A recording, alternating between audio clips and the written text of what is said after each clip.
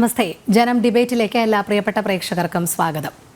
KSRTC bus തടഞ്ഞ് ഗതാഗത തടസ്സമുണ്ടാക്കിയ സംഭവത്തിൽ മേയർക്കെതിരെ കേസെടുക്കേണ്ടതില്ലെന്ന പോലീസ് നിലപാടിൽ നിയമ പോരാട്ടത്തിനൊരുങ്ങിയാണ് ഡ്രൈവർ യേതു. നടു റോഡിൽ അധികാര ഗർവ് കാണിച്ച മേയർക്കെതിരെ ഒരു സാധാരണക്കാരന്റെ പോരാട്ടമായി നമുക്ക് ഇതിനെ കാണാം. ജനം ഡിബേറ്റ് പരിശോധിക്കുകയാണ്. മേയർക്കും ഡ്രൈവർക്കും രണ്ട് നീതിയോ? ജനപ്രതിനിധികൾക്ക് സാധാരണക്കാരോട് എന്തുമാകാമോ? VIP ഗുണ്ടായിസം അനുവദിക്കാമോ? ഇന്ന് ഈ ചർച്ചയിൽ നമ്മോടൊപ്പം ചേരുന്നവർ BJP പ്രതിനിധിയായി അഡ്വക്കേറ്റ് BG വിഷ്ണു, LDFന്റെ പ്രതിനിധിയായി അഡ്വക്കേറ്റ് സതീഷ് വസന്ത്, ഒപ്പം KSRTC ഡ്രൈവർ യേതു, സംവാദകൻ ശ്രീജിത്ത് പണിക്കർ എന്നിവരുമുണ്ട്. ശ്രീജിത്ത് പണിക്കർ 8 മണിയോടുകൂടി മാത്രമേ ചർച്ചയിൽ ചേരുകയുള്ളൂ. എന്തായാലും നമുക്ക് ചർച്ച ആരംഭിക്കാം. അതിഥികൾക്കും പ്രേക്ഷകർക്കും ഒരിക്കൽ കൂടി സ്വാഗതം. ആദ്യമേ യദുവിലേക്ക് തന്നെ പോവുകയാണ്. യദുവിന്റെ പരാതിയിൽ പോലീസ് കേസ് ഇതുവരെ എടുത്തിട്ടില്ല. ഇനി നിയമ നടപടി നിയമവശമായി കോടതിയെ സമീപിക്കാൻ ഒരുങ്ങുകയാണ്. എന്തായാലും തുടർ നടപടി എന്തൊക്കെയായിരിക്കും യദു സ്വീകരിക്കുക? എൻ്റെ പരാതി ഇതുവരെ സ്വീകരിച്ചിട്ടില്ല. ഇന്ന് DGPക്ക് കൊടുത്ത കമ്മീഷൻ ഓഫീസിൽ കൊടുത്ത ഒരു രസീത് തന്നായിരുന്നു. ഇതാണ് രസീത്. ഒരു പരാതി കൊടുത്തായിരുന്നു. പിന്നെ മനുഷ്യാവകാശത്തിന് ഒരെണ്ണം കൊടുത്തിട്ടുണ്ടായിരുന്നു. ഇനി ബാക്കിയുള്ളതൊക്കെ നാളെയാണ് കൊടുക്കുന്നത്. കോടതിയെ സമീപിക്കും എന്നാണല്ലോ യദു ആദ്യം വ്യക്തമാക്കിയത്. ഹലോ, കേൾക്കുന്നുണ്ടോ? യദു കോടതിയെ സമീപിക്കും എന്നാണല്ലോ ആദ്യം പറഞ്ഞത്. കോടതിയെ സമീപിക്കുമെന്ന് വെച്ചാൽ ഒന്നും കൂടെ ഇവരൊക്കെ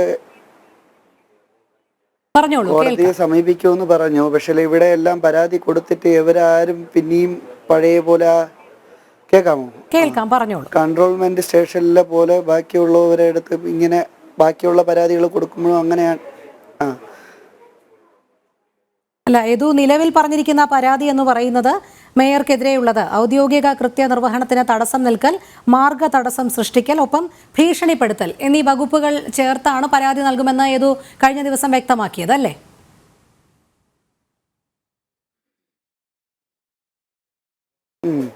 പരാതി അങ്ങനെയാണ് കൊടുത്തിട്ടുള്ളത്. ഇപ്പോൾ നിലവിൽ യദു എന്ത് നടപടികളാണ് സ്വീകരിച്ചിരിക്കുന്നത്? പരാതി നൽകിയിരിക്കുന്നത് DGPക്കും മനുഷ്യാവകാശ കമ്മീഷനുമാണ്.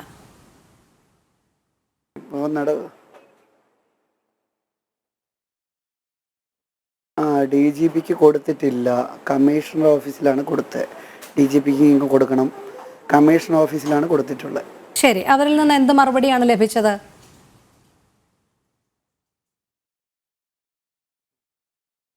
എനിക്കൊരു റെസിപ്റ്റ് തന്നായിരുന്നു. ഇവിടെ ഇന്ന് സഡൻ മൂവ്മെൻ്റ് ആയിരുന്നു. മറ്റേ അവിടത്തെ പോലെ എന്നെ 24 മണിക്കൂർ അവിടെ നിർത്തിയിരുന്നില്ല. ഞാൻ വന്ന ഉടനെ കുറച്ച് നേരം ഒരു അരമണിക്കൂർ വെയിറ്റ് ചെയ്യാൻ പറഞ്ഞു. അതിനിടയ്ക്ക് റെസിപ്റ്റ് തരുകയും ചെയ്തു. എന്ത് റെസിപ്റ്റാണ്? അതായത് യദുവിന്റെ പരാതി സ്വീകരിച്ചു എന്നുള്ള റെസിപ്റ്റാണ്. ആൻഡ് പോലീസ് കമ്മീഷണർ കാര്യാലയം പരാതി സ്വീകരിച്ചു എന്നുള്ള റെസിപ്റ്റാണ് തന്നിരിക്കുന്നത്, അല്ലേ?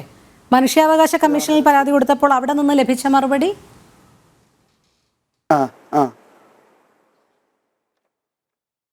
അവിടെ നിന്ന് റെസിപ്റ്റ് തന്നില്ല. പക്ഷെ ഫോണിൽ മെസ്സേജ് വരുമെന്ന് പറഞ്ഞ് ഫോണിൽ മെസ്സേജ് വന്നിട്ടുണ്ടായിരുന്നു തോന്നുന്നു.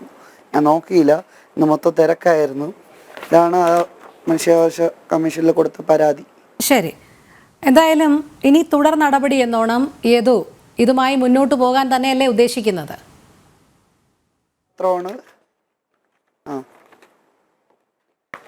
ഇതുമായിട്ട് മുന്നോട്ട് പോകും. ഇതിലൊന്നും ഒരു നടപടി ഉണ്ടായില്ലെങ്കിൽ, ഇതിലൊന്നും ഒരു തീരുമാനം ഉണ്ടായില്ലെങ്കിൽ മാത്രമാണ് ഞാൻ പറഞ്ഞത് കോടതിയെ സമീപിക്കുമെന്ന് പറഞ്ഞു. അതിൽ ഉത്തമ ബോധ്യമുണ്ട്. ഇപ്പോൾ കമ്മീഷണർക്ക് നൽകിയ പരാതിയിൽ അവരൊരു റെസിപ്റ്റ് തന്നു എന്നുള്ളത് ശരി തന്നെ. പക്ഷേ മേയർക്കെതിരെ കേസെടുക്കുമെന്ന് യദു കരുതുന്നുണ്ടോ?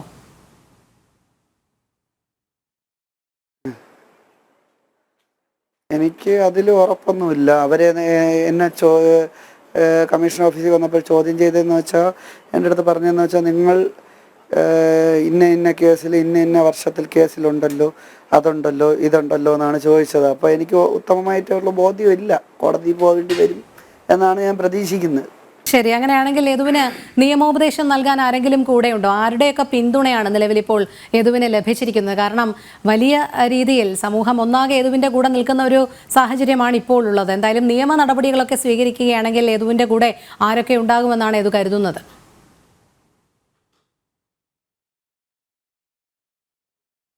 എൻ്റെ കൂടെ എല്ലാ ഡ്രൈവർമാരും ഉണ്ട്. കേരളത്തിലൊട്ടാകെ AKDMന്റെ ഡ്രൈവർമാരുണ്ട്, TDFന്റെ ഡ്രൈവർമാരുണ്ട്, എല്ലാ യൂണിയനും കൂടെ ഉണ്ട്. ഒരു യൂണിയനും എടുത്തു പറയത്തക്കല്ല, എല്ലാ യൂണിയനും CIT ഒഴിച്ച് ബാക്കി എല്ലാവരും ഉണ്ട്. ശരി, എന്തായാലും യദുവിലേക്ക് എത്താം. ശ്രീ സതീഷ് വസന്ത്, ഇവിടെ മേയർ പരാതി നൽകുന്നു, തുടർന്ന് ഡ്രൈവറായിരുന്ന യദുവും, താൽക്കാലിക ഡ്രൈവർ KSRTCയുടെ യദുവും പരാതി നൽകുകയാണ്. പക്ഷേ പോലീസ് ആദ്യത്തെ പരാതി മാത്രമേ സ്വീകരിക്കുന്നുള്ളൂ, ഉടനടി തന്നെ നടപടിയും ഉണ്ടാകുന്നു. ഇപ്പോൾ പോലീസ് പറയുന്നത് അതൊരു കൗണ്ടർ കേസ് മാത്രമാണ്.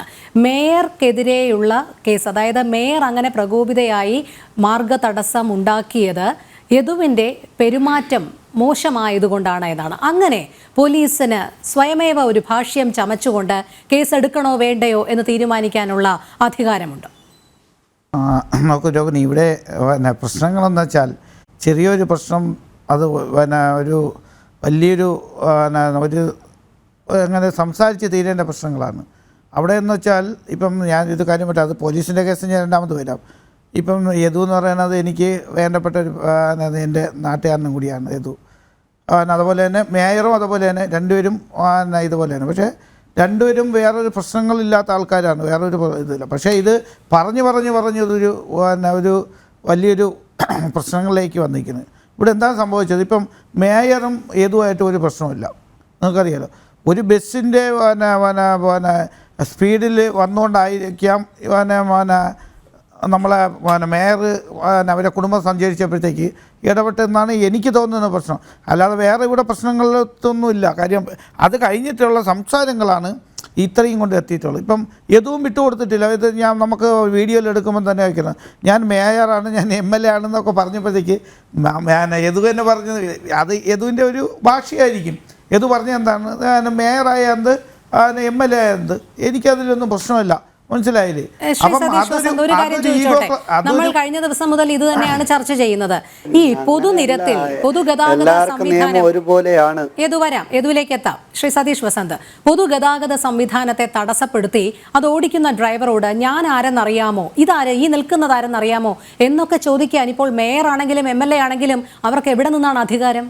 അങ്ങനെ ഒരു അധികാരം എവിടെയെങ്കിലും ഞാനൊരു രോഗിനിയത്തൊരിക്കുന്നത് ഈ പ്രശ്നം എവിടെ വെച്ചാണ് തുടങ്ങുന്നത്?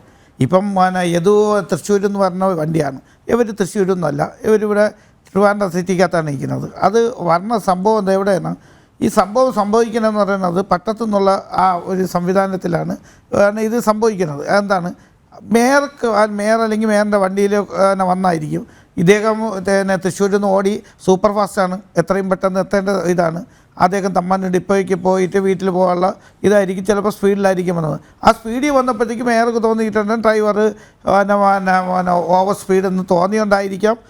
ഇതൊന്ന് ഇത് പുതിയ ന്യായീകരണമാണ്. അങ്ങനെയല്ല, മേയർ തുടങ്ങുന്നത് അങ്ങനെയല്ല. മേയറിന്റെ വണ്ടിക്ക് സൈഡ് നൽകിയത് മേയറിന്റെ വണ്ടിയാണ് എന്നുള്ളത് പൊതുജനം നോക്കേണ്ട കാര്യമില്ല. അത് അവരുടെ സ്വകാര്യ ആവശ്യത്തിന് സ്വകാര്യ വാഹനമായിരുന്നു. അതുകൊണ്ട് അത് ശ്രദ്ധിക്കേണ്ട കാര്യമില്ല. മറ്റേതൊരാളെ പോലെയും ഏതൊരു പൗരനെ പോലെയും ഏതൊരു വ്യക്തിയെ പോലെയും ഉള്ളൂ ആ വണ്ടി.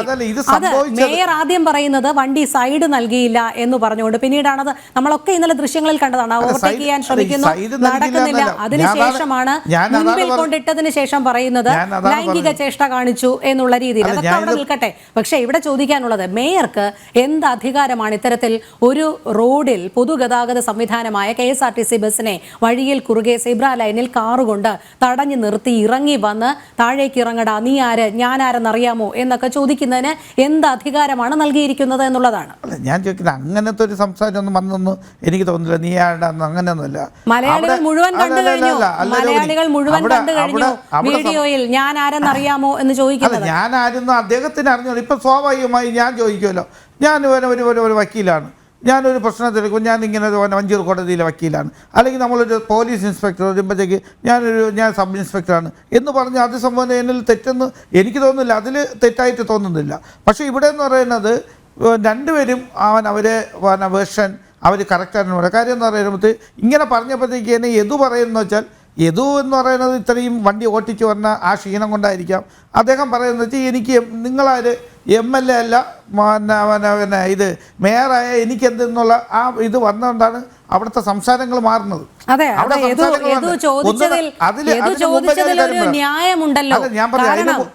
ഞാൻ ചോദിക്കട്ടെ ശ്രീ സതീഷ്, പ്രാക്ടീസിംഗ് ലോയറാണ്. നമുക്ക് ഈ ജനപ്രതിനിധികൾക്ക് റോഡിൽ എന്ത് തോന്നിവാസവുമാകാമെന്നുള്ള ഏത് നിയമ പരിരക്ഷയാണ് നൽകിയിരിക്കുന്നത്? അങ്ങനെയാണെങ്കിൽ പാളയം സാഫല്യം ഷോപ്പിംഗ് കോംപ്ലക്സിന് മുന്നിൽ വണ്ടി നിർത്തിയിരുന്നത് എല്ലാവരും കണ്ടതാണ്. മേയറുടെ ഭർത്താവ് സച്ചിൻ ദേവ് MLA ബസ്സിനുള്ളിൽ കയറി കണ്ടക്ടർ ഇറക്കി ആ സീറ്റിലിരിക്കുന്നു. അതിനുശേഷം അദ്ദേഹം ആക്രോശിക്കുകയാണ് ഡ്രൈവറോട്. ഇവർ പുറത്തുനിന്ന് ഡ്രൈവറോട് ആക്രോശിക്കുന്നു. ഇതിനൊക്കെയുള്ള അധികാരം ആര് നൽകി എന്ന് മാത്രമേ ചോദിക്കുന്നുള്ളൂ. ഞാൻ പറയുന്നത് ഒരു ബസ്സിൽ ഇങ്ങനെ ഒരു പ്രശ്നം ഉണ്ടായി. അപ്പം ഇവർക്ക് ഇപ്പം ഞാനൊരു കാര്യം പറ്റും. ഇപ്പം നിങ്ങൾക്കറിയാമല്ലോ, ഇന്നലെയും ഇപ്പം ഗതാഗത വകുപ്പിൽ പുതിയ പരിഷ്കാരങ്ങൾ കാലത്ത് വരുമ്പോൾ ഡ്യൂട്ടിക്ക് വരുമ്പോഴത്തേക്ക് ബ്രീത്ത് അനലൈസർ വച്ചിട്ടാണ് വേണ്ടത്. ഇന്നലെ പത്തനംതിട്ട ജില്ലയിൽ നിങ്ങൾക്കറിയാമല്ലോ, പത്തനംതിട്ടയിൽ രാവിലെ 2 ഉദ്യോഗസ്ഥന്മാർ 2 ഡ്രൈവർമാർ മദ്യപിച്ചിട്ടാണ് വന്നത്. രാവിലെയാണ് ഞാൻ ഇത് പറയുന്നത്. 6 പേര് അപ്പോഴത്തെ എന്നെ ഡ്യൂട്ടി ക്യാൻസൽ ചെയ്തവർ പോയി കഴിഞ്ഞു. ഇത് നിങ്ങൾ മനസ്സിലാക്കണം. എത്ര പേരെ സസ്പെൻഡ് ചെയ്തു, എത്ര നമ്മളെന്ന് വെച്ചാൽ അതായിരിക്കാം ചിലപ്പം മേയറും അദ്ദേഹത്തിൻ്റെ അവരെ ഭർത്താവ് വിചാരിച്ചത്. ഇത് അവസാനത്തെ കണ്ണടച്ചിരുട്ടാക്കരുത്. കാരണം എത്രയോ ഡ്രൈവർമാരെ സസ്പെൻഡ് ചെയ്തിട്ടുണ്ട് എന്നൊക്കെയുള്ളത് റിപ്പോർട്ടുകളിൽ വരുന്നതാണ്. അതൊക്കെ കാലാകാലങ്ങളായി റെയ്ഡ് നടക്കുന്നുമുണ്ട്. പക്ഷെ അതല്ല ഇവിടുത്തെ വിഷയം. അങ്ങനെയാണെങ്കിൽ തന്നെ ഒരു ഡ്രൈവർ അത്ര കൃത്യവിലോപം കാണിച്ചിട്ടുണ്ട് പൊതുനിരത്തിൽ എന്ന് തോന്നിയാൽ മേയർക്ക് ഒരു ഫോൺ കോളിൽ തീർക്കാവുന്ന പ്രശ്നമേ ഉള്ളൂ. നഗരമാതാവാണ്. അവർക്കില്ലാത്ത കോണ്ടാക്ട്സ് ഉണ്ടോ? ഇല്ലല്ലോ. അവർക്ക് KSRTC ഉദ്യോഗസ്ഥരെ ബന്ധപ്പെടാം, കന്റോൺമെന്റ് പോലീസ് സ്റ്റേഷനിൽ ബന്ധപ്പെടാം. എന്തെല്ലാം മാർഗങ്ങളുണ്ട്? അതോ ഈ സിനിമാ സ്റ്റൈൽ ഗുണ്ടായിസം കാണിക്കലാണോ അഭികാമ്യം? അല്ല, ഞാൻ ഇപ്പൊ യദു ആയിരുന്നാലും മേയർ ആയിരുന്നാലും ഇവർക്ക് രണ്ടുപേർക്കും ഒരു പരിചയമില്ല. അവർക്ക് ഒരു ബസ് ട്രാൻസ്പോർട്ട് ബസ് ഓടുമ്പോഴത്തേക്ക് ചുമ്മാ ഇരിക്കുന്ന മേയർ വന്നിട്ട് ഈ ബസ്സിനെ തടയെന്ന് വെച്ചാൽ അത് ശരി. അപ്പം ഇതിനു മുമ്പ് എന്തോ പ്രശ്നങ്ങളുണ്ടായിട്ടുണ്ട്. ഇതിന് ഈ സൈഡ് കൊടുക്കാത്ത ചിലപ്പം അദ്ദേഹത്തിന് സൈഡ് കൊടുക്കാൻ സ്ഥലം കാണില്ലായിരിക്കും. ഇപ്പം 4 വരി പാതയാണെങ്കിലും ഒരു സൈഡിൽ വാഹനം ഇടുമ്പോഴത്തേക്ക് നമുക്ക് വരാൻ പറ്റത്തില്ല. ഒരു വണ്ടിക്ക് മാത്രമേ, വലിയ വണ്ടിക്ക് മാത്രമേ വരാൻ പറ്റുള്ളൂ. ആ സൗകര്യം കൊണ്ടായിരിക്കാം ചിലപ്പോൾ ഡ്രൈവർ അത് കൊടുക്കാതെ ഇരുന്നിട്ടുണ്ട്. പക്ഷേ ഈ തെറ്റിദ്ധാരണകളല്ലോ ഞാൻ പറയട്ടെ. ആര് ചെയ്താലും തെറ്റുകളായിട്ട് തന്നെ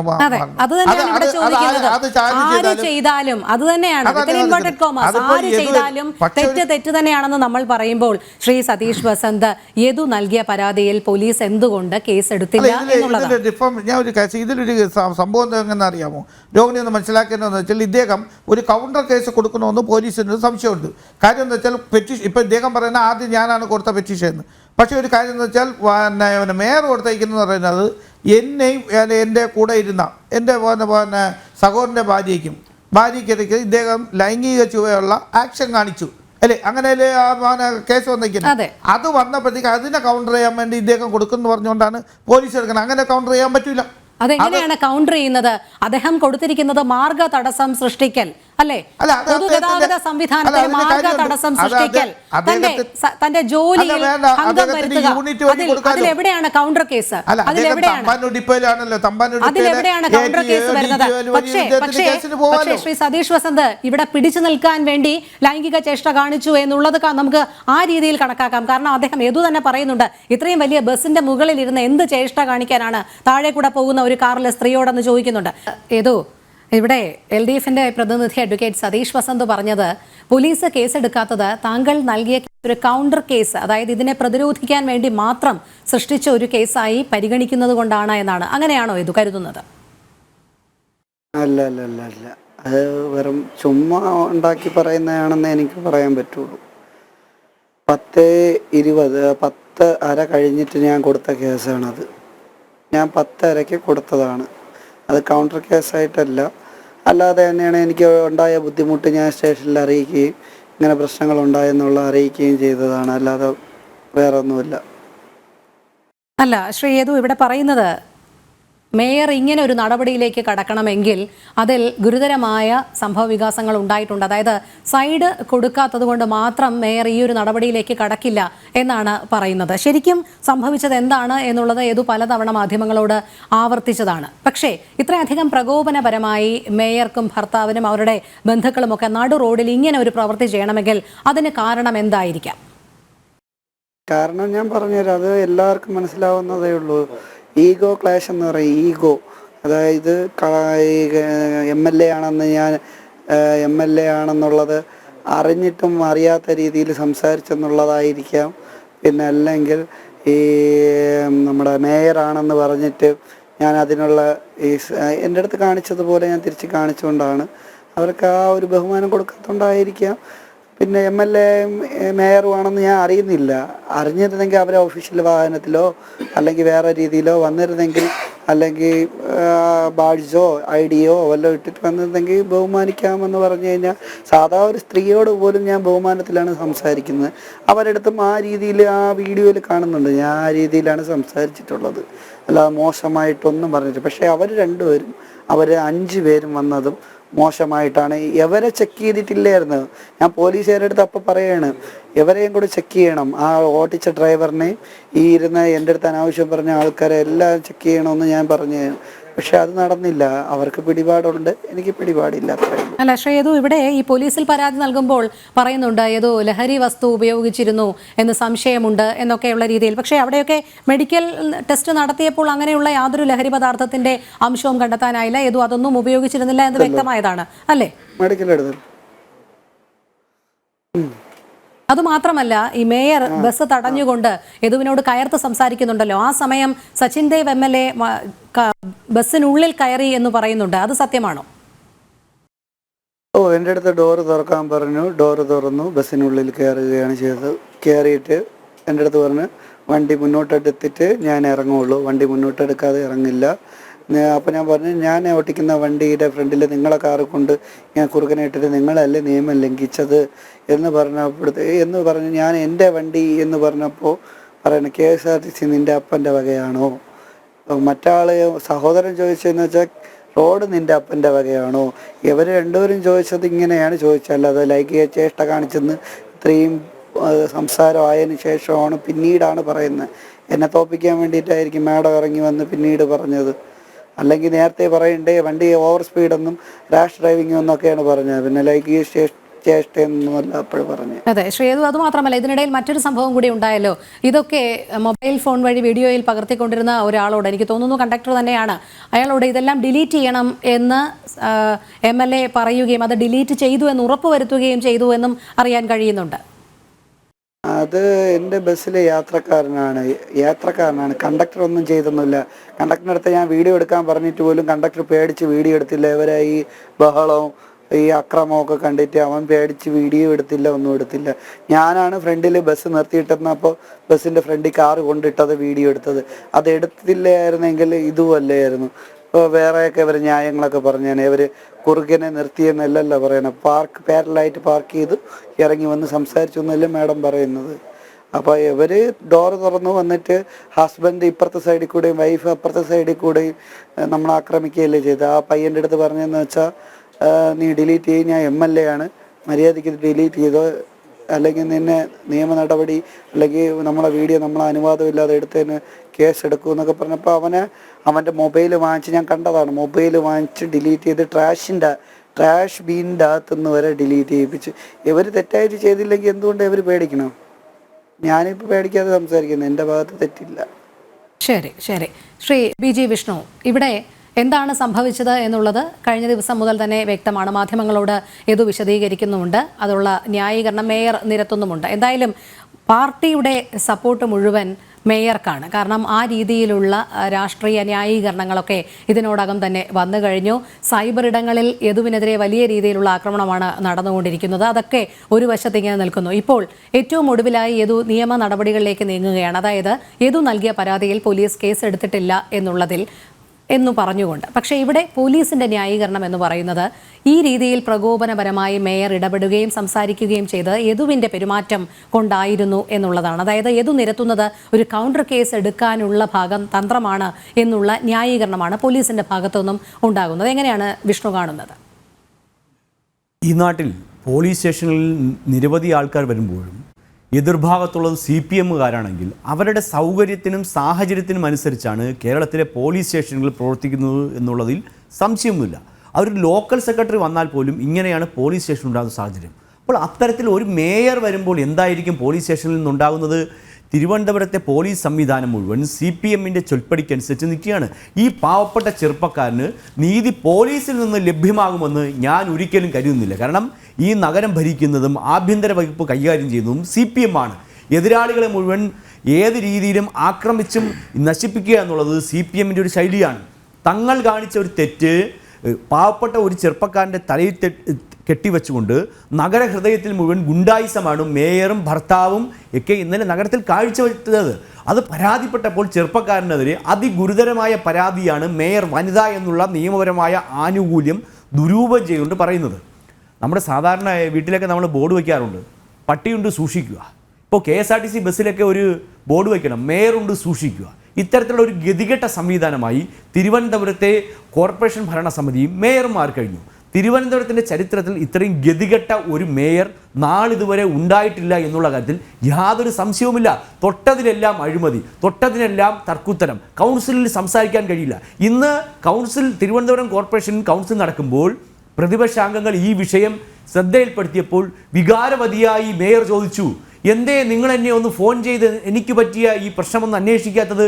ഞങ്ങളുടെ കൗൺസിലർ ഗായത്രിയോട് മേയർ പറഞ്ഞത് ഈ ചോദ്യമാണ്. തിരിച്ച് കൗൺസിലർ ഗായത്രി തിരിച്ചൊരു ചോദ്യം ചോദിച്ചു, ഞങ്ങൾ എന്തെല്ലാം ആവശ്യങ്ങളുമായി ബന്ധപ്പെട്ട് മേയറെ പല വട്ടം ഫോൺ ചെയ്തിട്ടുണ്ട്, നാളിതുവരെ ഞങ്ങളെ ഒരു പ്രതിപക്ഷ കൗൺസിലറുടെ ഒരു ഫോൺ പോലും എടുക്കാൻ മേയർ എന്തേ തയ്യാറാകാതിരുന്നത്? അങ്ങനെ തങ്ങളുടെ സഹപ്രവർത്തകരോട് പോലും നിഷേധാത്മകമായ ധാർഷ്ട്യമായ നിലപാട് സ്വീകരിക്കുന്ന ഒരു മേയർ പാവപ്പെട്ടവനും സാധാരണക്കാരനുമായി ഒരു തൊഴിലാളിയോട് ഇങ്ങനെ പെരുമാറിയതിൽ ഞങ്ങൾക്ക് അത്ഭുതമൊന്നും തോന്നില്ല. പക്ഷേ ഒന്ന് മനസ്സിലാക്കേണ്ടതുണ്ട്, തിരുവനന്തപുരം നഗരവും റോഡുമൊന്നും CPM-ൻ്റെ അപ്പൻ്റെ വകയില്ല എന്ന് മേയറും കുടുംബവും വ്യക്തമായി ഓർമ്മിക്കണം. ഈ നാട് പൊതുജനത്തിൻ്റെതാണ്, ഈ റോഡും നഗരവും പൊതുജനങ്ങളുടേതാണ്. പൊതുജനം നികുതി കൊടുക്കുന്നത് കൊണ്ടാണ് ഇവിടെ മേയർ AC കാറിൽ ചുറ്റിത്തിരിയുന്നത്. അല്ലാതെ മേയറുടെ വീട്ടിൽ നിന്ന് കൊണ്ടുവന്ന പണം കൊണ്ടല്ല മേയറുടെ കാർ ഓടുന്നത്. സ്വകാര്യ കാർ കുറുകയിട്ടുകൊണ്ട് നഗരത്തിൽ വലിയ ഗുണ്ടായിസം കാണിക്കാൻ CPM-ൻ്റെ ഒരു മേയർക്ക് കഴിഞ്ഞെങ്കിൽ CPM-ൻ്റെ താഴെത്തട്ടിലുള്ളവർ എന്തെല്ലാം അതിക്രമങ്ങൾ ഈ നാട്ടിലെ സാധാരണക്കാരോട് കാണിക്കുമെന്ന് നമ്മൾ കരുതിയിരിക്കണം. ഇത് CPM-ൻ്റെ ശൈലിയാണ്. എതിരാളികളെ അവർ ഇങ്ങനെയാണ് നേരിടുന്നത്.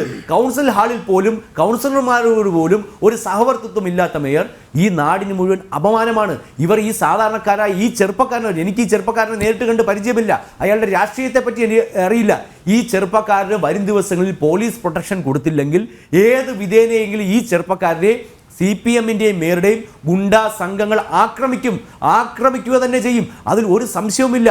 എന്നിട്ട് അയാൾക്ക് ഒരു ആക്സിഡന്റ് പറ്റിയെന്നോ അയാൾ പോയപ്പോൾ ടിപ്പർ തട്ടിയെന്നോ ഒക്കെ ഈ മേയറും CPM-ഉം ഒക്കെ വിശദീകരിക്കും. കാരണം ഈ പാർട്ടി ഇങ്ങനെ എതിരാളികളെ ആക്രമിക്കപ്പെടുന്ന ഒരു പാർട്ടിയാണ്. ഈ ചെറുപ്പക്കാരൻ ഒരു പരാതി കൊടുത്തല്ലോ, എന്ത് നടപടി പോലീസ് സ്വീകരിച്ചു? കേസെടുക്കണ്ടേ പോലീസ്? ഒരാൾക്ക് കിട്ടേണ്ട അടിസ്ഥാനപരമായ നിയമപരീക്ഷ പോലും ഒരു പോലീസ് സ്റ്റേഷനിൽ നിന്ന് ഒരു ചെറുപ്പക്കാരനായി താൽക്കാലികമായി ജോലി ചെയ്യുന്നെങ്കിലും അയാൾ KSRTC-യിലാണ് ജോലി ചെയ്യുന്നത്. എന്തേ പോലീസ് നടപടി സ്വീകരിക്കാത്തത്? സാധാരണക്കാരായ അല്ലെങ്കിൽ ഒരു KSRTC ഡ്രൈവർക്ക് നേരെ ഏതെങ്കിലും ഒരു അതിക്രമം ഉണ്ടായാൽ, വാഹനം തടഞ്ഞാൽ എങ്ങനെയാണ് പോലീസ് നിയമ നടപടി സ്വീകരിക്കുക? ഒരു സമരത്തെ തുടർന്ന് ഒരു ബസ് തടഞ്ഞാൽ എന്താണ് പോലീസിൻ്റെ നടപടി? അപ്പോൾ ഇതൊന്നും പോലീസിന് അറിയാഞ്ഞിട്ടല്ല, CPM-ൻ്റെയും ആഭ്യന്തര വകുപ്പിൻ്റെയും കർക്കശമായ സമ്മർദ്ദം പോലീസിന് മുകളിലുണ്ട്. തിരുവനന്തപുരം മേയർക്ക് വേണ്ടി കുഴലൂത്ത് നടക്കുകയാണ് കേരളത്തിലെ കണ്ടോൺമെൻറ് പോലീസ് എന്ന കാര്യത്തിൽ ഒരു സംശയവുമില്ല. കണ്ടോൺമെൻറ് പോലീസ് എപ്പോഴും CPM-ന് വിടുവേല ചെയ്യുന്നവരാണ്. അതുകൊണ്ട് ഈ പാവപ്പെട്ട ചെറുപ്പക്കാരന് യദുവിന് പോലീസ് സ്റ്റേഷനിൽ നിന്നും നീതി ഉണ്ടാകുമെന്ന് ഞാൻ ഒരിക്കലും കരുതുന്നില്ല. അദ്ദേഹത്തിന് നീതി ലഭ്യമാണെങ്കിൽ മറ്റ് നിയമ നടപടികൾ സ്വീകരിക്കേണ്ടി വരും എന്നുള്ള കാര്യത്തിൽ യാതൊരു തർക്കവുമില്ല. അതെ, ശ്രീ യദു, ഇവിടെ മറ്റൊരു ചോദ്യം എന്ന് പറയുന്നത്, ഈ ബസ്സിന് കുറുകെ കാർ നിർത്തി ആക്രോശിച്ചുകൊണ്ട് മേയറും ഭർത്താവ് MLA-യും അവിടെ എത്തിയല്ലോ. അപ്പോഴെപ്പോഴെങ്കിലും അവർ പറയുന്നുണ്ടോ എന്തിനാണ് ഈ ചേഷ്ട കാണിച്ചത്, അല്ലെങ്കിൽ ഈ വൈകൃതമായ രീതിയിൽ പെരുമാറിയത് എന്ന് എപ്പോഴെങ്കിലും അവർ ആ വീഡിയോയിലോ അല്ലെങ്കിൽ നേരിട്ടോ പറയുന്നുണ്ടോ?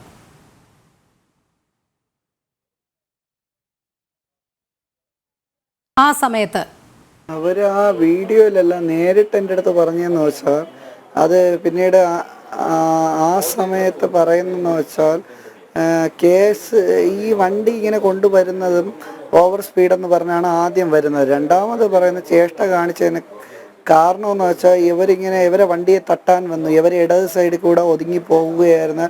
ഇവരെ സൈഡിൽ KSRTC ബസ് ഇടത് സൈഡിൽ കൂടെ വലത് സൈഡിൽ കൂടെ ഓവർടേക്ക് ചെയ്ത് കയറിപ്പോയപ്പോൾ ഇടത് സൈഡിൽ വലത് സൈഡിൽ തട്ടാൻ പോയപ്പോൾ ഇവർ തിരിഞ്ഞു നോക്കിയെന്നാണ് പറഞ്ഞത്. വണ്ടിയുടെ ഇടത് സൈഡ് ഇങ്ങനെ ഒപ്പത്തിനൊപ്പം വരുമ്പോൾ ഈ ഇടത് സൈഡിലെ ഡോറിനോട് ചേർന്ന് വരുന്ന KSRTC ബസ്സിന്റെ ഞാനിരിക്കുന്ന ഭാഗം കാണാനും പറ്റൂല. അല്ല, അതാണ് ഒരു വ്യക്തതയ്ക്ക് വേണ്ടി ചോദിക്കുന്നത്. കാരണം ഈ ലൈംഗിക ചേഷ്ട കാണിച്ചു എന്നിവർ ആരോപിക്കുന്നത് അറിയുന്നത് എപ്പോഴാണ്? പോലീസ് പറഞ്ഞാണോ അറിയുന്നത്, അതോ ഇവർ യദുവിനോട് തന്നെ ഇത് പറയുന്നുണ്ടോ? അറിയുന്നത് ഈ മേഡം പിന്നീട് വഴക്ക്, ഈ ബഹളങ്ങളൊക്കെ കൂടുതൽ പ്രശ്നമായി ആള് കൂടിയപ്പോഴാണ് ലൈംഗിക ചേഷ്ട കാണിച്ചെന്ന് പറയുന്നത്. ആള് കൂടിയതിന് ശേഷം അതുവരെ ഓവർ സ്പീഡായിരുന്നു. അതുവരെ അവർ പറയുന്നില്ല, അതുവരെ ഓവർ സ്പീഡെന്നും സൈഡ് തന്നില്ല എന്നുമൊക്കെയാണ് പറയുന്നത് അല്ലേ?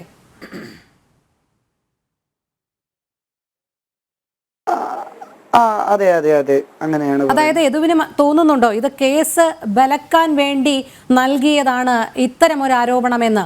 അത് മാത്രമല്ല, യദുവിനെതിരെ മറ്റ് കേസുകൾ കൂടി, യദുവിനെതിരെ നേരത്തെ ചുമതപ്പെട്ടിരുന്ന മറ്റ് 3 കേസുകൾ കൂടി ഇവർ ആരോപിക്കുന്നുണ്ടല്ലോ. അതെല്ലാം തള്ളിപ്പോയതാണ്. എന്നിരുന്നാലും ഇവർ അത് മാധ്യമങ്ങൾക്ക് മുൻപാകെ എടുത്തു പറയുന്നുണ്ട്.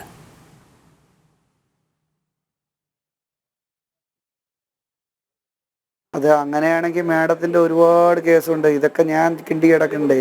മാഡം ഈ പാർട്ടിയിലുണ്ടായിരുന്ന സമയം തൊട്ട് മാഡം ഈ ഇടയ്ക്ക് വാർത്തയിൽ എന്തോ ഞാൻ കേട്ടതായിട്ട് ഓർമ്മയുണ്ട്. ആസിഫ് അലി വന്നപ്പോൾ ആ വൺവേ PMGയിലോ അല്ലെ പാളയത്തെ വൺവേ കൂടെ കട്ട് ചെയ്ത് കയറുന്നത് ആസിഫ് അലിയോ എന്തോ വന്നപ്പോൾ ഒരു വാർത്ത, ഒരു പരാതിയും കാര്യങ്ങളൊക്കെ ആക്കി ഭയങ്കര വാർത്തയൊക്കെ ആയിരുന്നതാണ് പിന്നെ പറയുന്നതായിട്ട്. അതിനേക്കാളും വലിയ വാർത്തകൾ ഉണ്ടായിട്ടുണ്ട്. ഇല്ലാത്ത പൊങ്കാലയ്ക്ക് പൈസ തട്ടിച്ചതൊക്കെ, അത് കഴിഞ്ഞ് തൊഴിലവസരങ്ങൾക്ക് ആനാവൂർ നാഗപ്പന് കത്തെഴുതിയതുമൊക്കെ, അതൊക്കെ അന്വേഷണം നടക്കുന്നുണ്ട്. എന്തായാലും യദുവിന് 8 മണിക്ക് തന്നെ പോകണമെന്ന് പറഞ്ഞതുകൊണ്ടാണ്. എന്തായാലും യദു തുടർ നടപടി എന്തൊക്കെയായിട്ട് സ്വീകരിക്കുമെന്നാണ് കരുതുന്നത്? കാരണം ഇപ്പോൾ കമ്മീഷണർക്ക് പരാതി നൽകി, പരാതി സ്വീകരിച്ചു എന്നൊരു റെസിപ്റ്റ് തന്നു, മനുഷ്യാവകാശ കമ്മീഷനെ സമീപിച്ചിട്ടുണ്ട് എന്നൊക്കെ യദു പറയുന്നുണ്ട്. പക്ഷേ എങ്ങനെ ഒരു നീതി നടപ്പാക്കാമെന്നാണ് യദു കരുതുന്നത് ഇനി തുടർന്നങ്ങോട്ട്?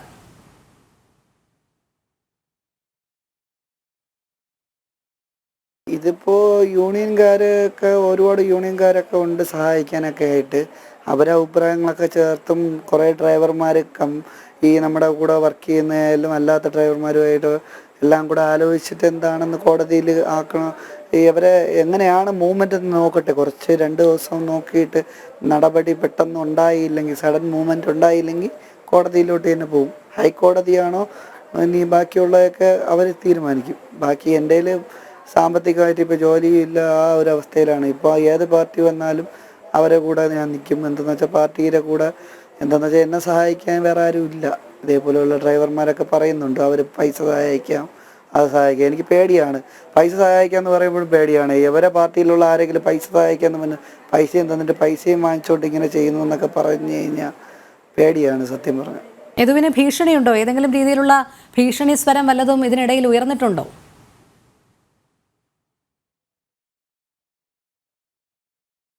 എൻ്റെ കൂടെ പഠിച്ച യൂണിവേഴ്സിറ്റി കോളേജിൽ എൻ്റെ കൂടെ പഠിച്ച കൂട്ടുകാരന്മാരൊക്കെ എന്നെ വിളിച്ചിട്ട് പറഞ്ഞ് നീ സൂക്ഷിക്കണം, ഒരു കെയർഫുള്ളായിട്ട് വേണം എന്ന് പറയുന്നുണ്ട്.